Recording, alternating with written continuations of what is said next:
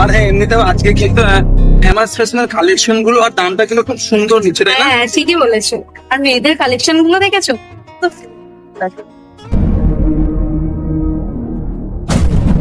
Sir আপনি এখানে? নমস্কার স্যার। হ্যাঁ নমস্কার। আর বলো না, ওই অনেকক্ষণ ধরে ড্রাইভিং করছিলাম, একটু দাঁড়ালাম সব করার। ভালো আছেন স্যার? হ্যাঁ। এটা কে? এটা আমার ওয়াইফ। নমস্কার। আজমাইন, তোমাকে একটা কথা বলা হয়, তুমি দেখো তো আমার গাড়ির ডিগিতে একটা ফাইল রয়েছে, ওটা নিয়ে এসো, তারপর বাকিটা বলছি। ঠিক আছে স্যার।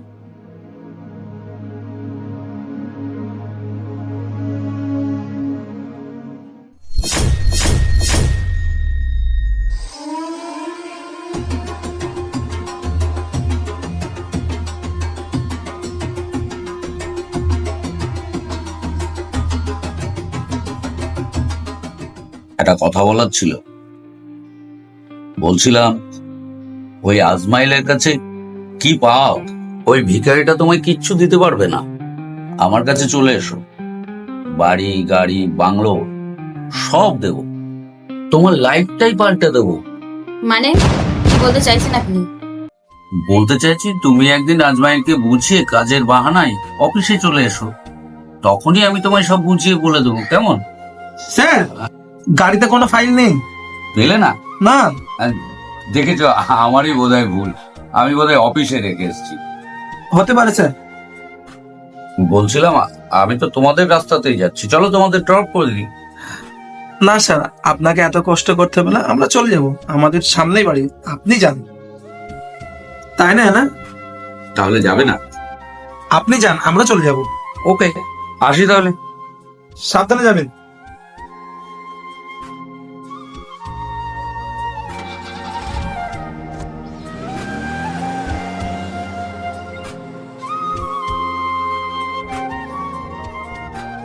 জানোই না আমাদের স্যার এত ভালো মনের মানুষ, আর খুব শীঘ্রই আমার প্রমোশন করিয়ে দেবে।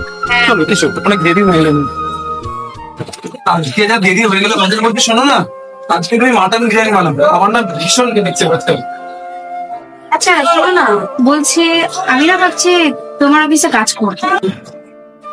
আমি তো জব করছি, তোমার কি দরকার কাজ করার? তোমার কি চাই বলো, আমি সব এনে দেবো।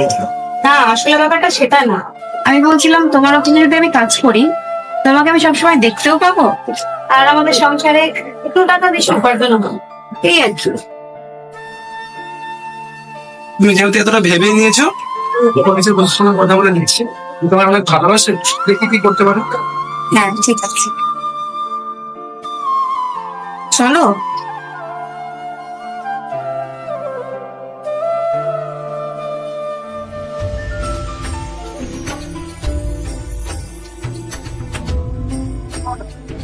হ্যাঁ আজমাইল বলো।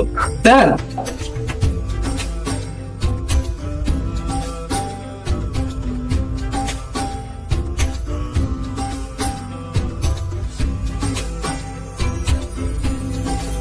তোমার জন্য এটুকু করতে পারলে তো আমারই ভালো লাগবে। By.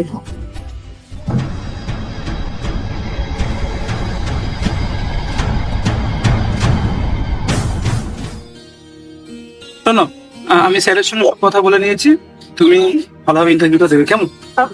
Best of luck. Thank you. যাও।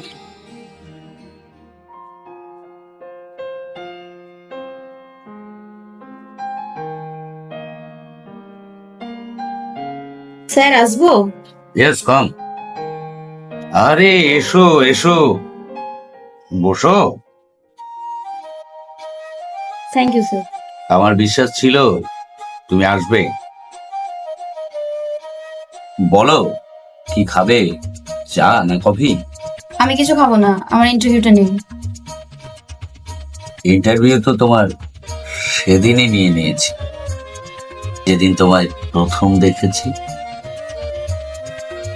এখন কাজ বলতে শুধু অফিসে তুমি আমার পাশাপাশি থাকবে, আমার খেয়াল রাখবে, তোমার বাড়ি, বাংলো, গাড়ি সব আমি দেব। বিনিময়ে তুমি শুধু একটু আমার খেয়াল রাখবে। এই আমার একটু খেয়াল রাখা, বাকিটা তো বুঝেই গেছো। হ্যাঁ স্যার, আপনি যেমন চান ঠিক তেমনই হবে। তো আপনি আমার নাম্বারটা নিন। তাও তুমি তো দেখছি বিশাল ফাস্ট। বলো। 9093011188।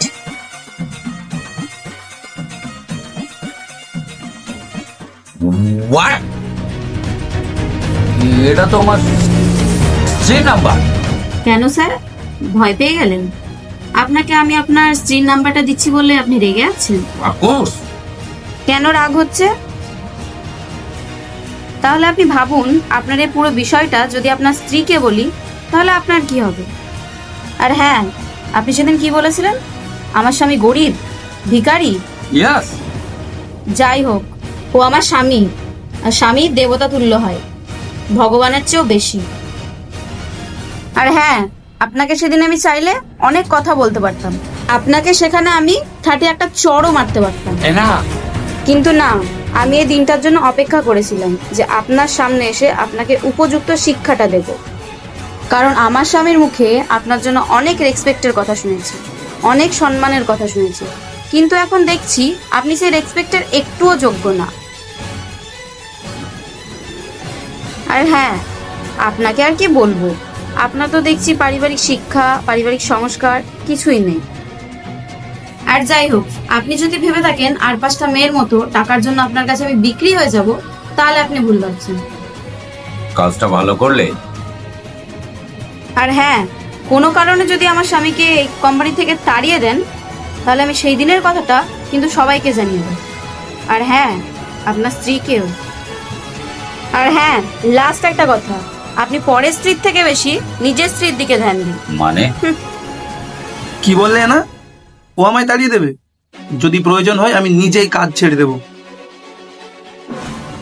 স্যার, একটা কথা বলবো আপনাকে। বলো।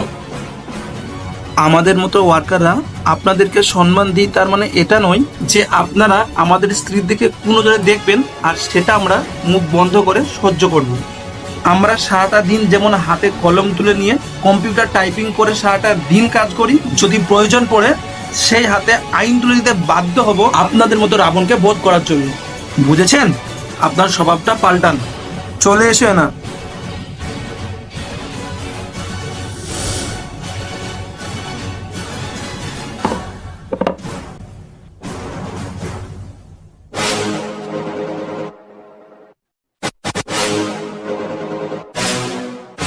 Hello guys.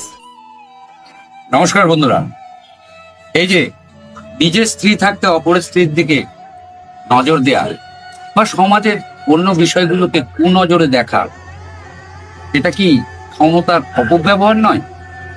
আমরা পারি না প্রত্যেকে সুষ্ঠুভাবে সমাজটাকে দেখতে বা নিজেদের ক্ষমতার অপব্যবহার না করে প্রত্যেকের পাশে থাকতে?